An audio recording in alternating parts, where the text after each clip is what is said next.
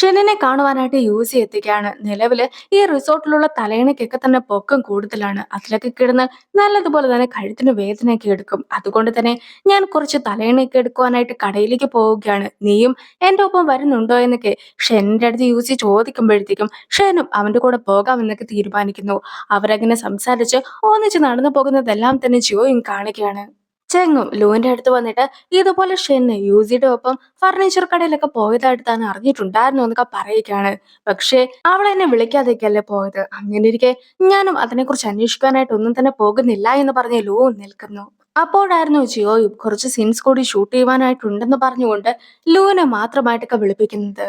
യൂസിയും തനിക്ക് ആവശ്യമായിട്ടുള്ള തലയണ ഏതാണെന്നൊക്കെ സെലക്ട് ചെയ്തുകൊണ്ടൊക്കെ ഇരിക്കുകയാണ്. അങ്ങനെ ഇരിക്കെ ഷൻ മറ്റൊരു തലയണയൊക്കെ എടുക്കുന്നത് കാണുന്ന യൂസിയും എന്തുകൊണ്ടാണ് നീ ഇങ്ങനത്തെ ഒരു തലയണയൊക്കെ എടുക്കുന്നതെന്ന് അവളുടെ അടുത്തും ചോദിക്കുന്നു.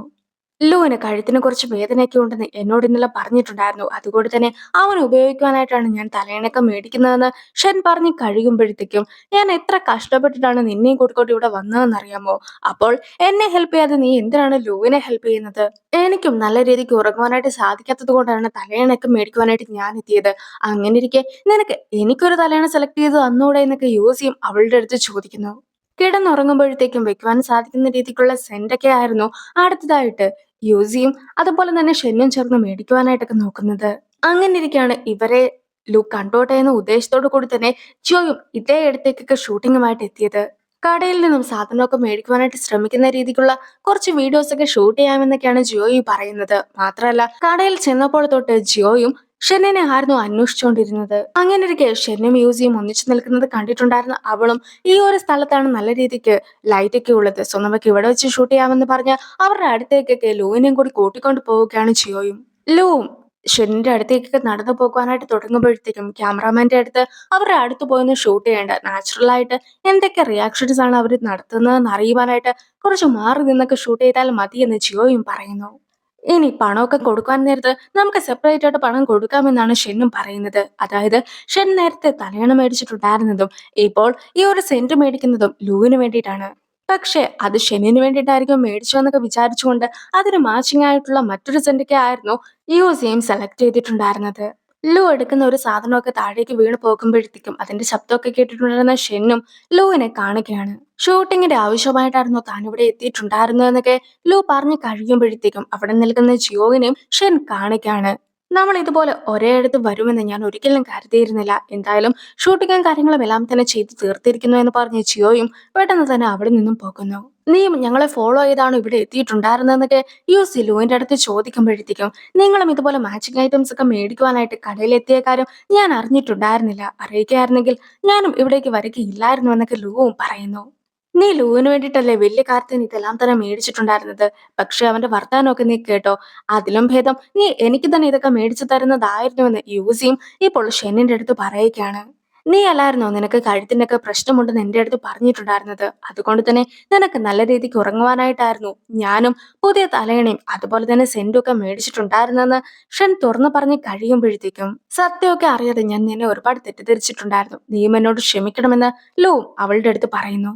നീ ഒട്ടും തന്നെ സ്റ്റേബിൾ അല്ലാത്തത് കൊണ്ടാണ് ഇതുപോലെ ചെറിയ കാര്യത്തിൽ പോലും ഞങ്ങളെ സംശയിക്കുന്നത്. എന്തായാലും നീ ആദ്യമായിട്ടൊന്നും അല്ലല്ലോ ഇതുപോലെ സംശയിക്കുന്നത്. ഇതൊക്കെ എനിക്കും സ്ഥിരമായി കഴിഞ്ഞിരിക്കുന്നു എന്ന് യൂസി പറയുമ്പോഴത്തേക്കും മൊത്തത്തിൽ ഒന്നോ രണ്ടോ ഒക്കെ പറഞ്ഞ് അവർ അങ്ങോട്ടും ഇങ്ങോട്ടും അടികൂടുന്നതൊക്കെ കാണുന്ന ഷെന്നും അവരുടെ സംസാരമൊക്കെ നിർത്തുവാനായിട്ട് ആവശ്യപ്പെടുന്നു. പിന്നീട് ഷെന്നിന്റെ ഒരു കോളൊക്കെ വന്ന് അവൾ പോയി കഴിയുമ്പോഴത്തേക്കും നിങ്ങൾ തമ്മിൽ മറ്റൊരു രീതിക്കുള്ള ബന്ധം ഒന്നും തന്നെ ഇല്ല എന്ന കാര്യം എനിക്ക് നേരത്തെ തന്നെ അറിയാമായിരുന്നു. എങ്കിലും ഒരു നിമിഷത്തേക്കാണെങ്കിലും ഞാൻ നിന്നെ തെറ്റിദ്ധരിച്ചു പോയെന്നൊക്കെ ലൂ പറയുമ്പോഴത്തേക്കും ഞങ്ങൾ തമ്മിൽ ബന്ധമില്ലെന്ന് നിന്നോട് ആരാണ് പറഞ്ഞത്? വർഷങ്ങളായിട്ട് എനിക്ക് ഷെന്നിന്റെ അടുത്ത് ക്രഷ് ഉണ്ടായിരുന്നു. പിന്നെ അവളുടെ അടുത്ത് ഒന്നിച്ചിരിക്കുവാനായിട്ടാണ് ഫ്രണ്ട്ഷിപ്പ് എന്ന പേരിൽ പോലും ഞാൻ അവളുടെ കൂടെയൊക്കെ നടക്കുന്നത്. പിന്നെ ഞാൻ ഇപ്പോൾ പറഞ്ഞ ഈ ഒരു കാര്യം നീ എങ്ങാനും ഷെന്നിന്റെ അടുത്ത് തുറന്നു പറയുകയാണെങ്കിൽ പോലും ഷെൻ അത് വിശ്വസിക്കുന്നതായിരിക്കുകയില്ല.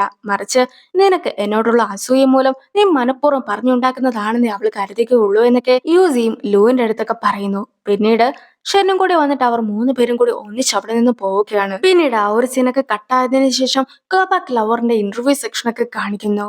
നേരത്തെ പാത്രമൊക്കെ കഴുകിക്കൊണ്ടിരുന്ന സമയത്ത് ഷെന്നും സൂയിന്റെ മൈക്കൊക്കെ ഓഫ് ആക്കിയതിനു ശേഷം അവളുടെ അടുത്തൊരു കാര്യമൊക്കെ പറഞ്ഞിട്ടുണ്ടായിരുന്നു. അതെന്തായിരുന്നു എന്നൊക്കെ അവരും സൂവിന്റെ അടുത്ത് ചോദിക്കുന്നു.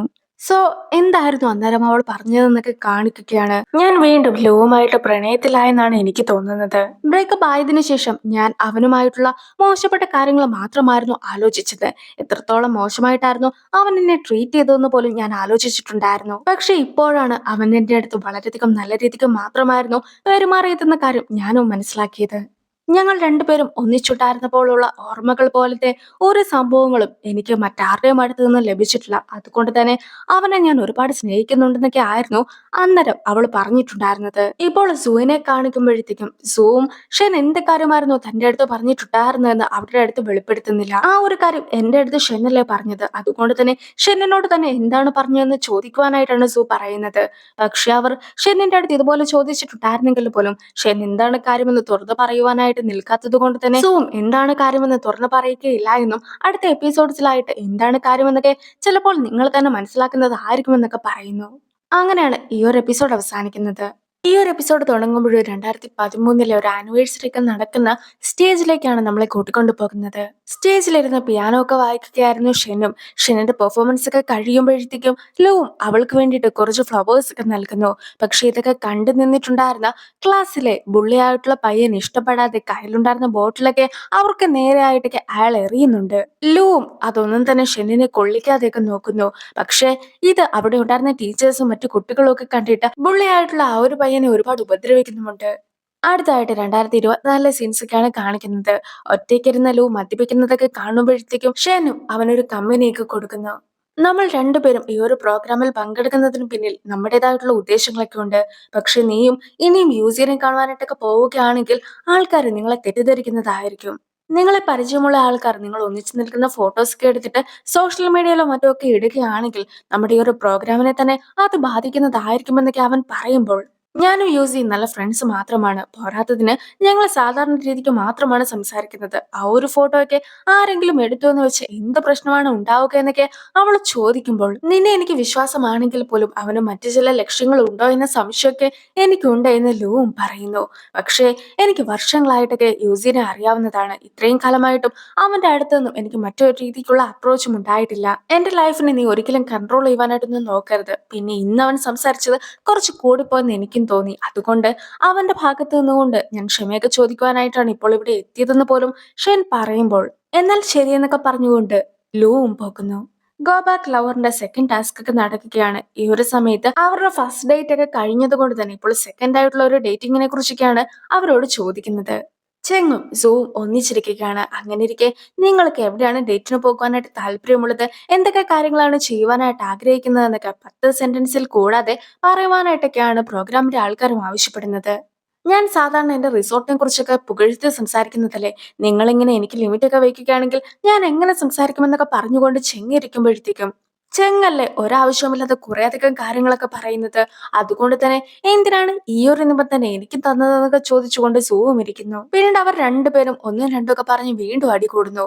ആ ഒരു സീനോട് കൂടി ഈ ഒരു വീഡിയോ അവസാനിക്കുന്നു. അടുത്തൊരു വീഡിയോ ആയിട്ട് ഇത്രയും വേഗം കാണാം. ബൈ.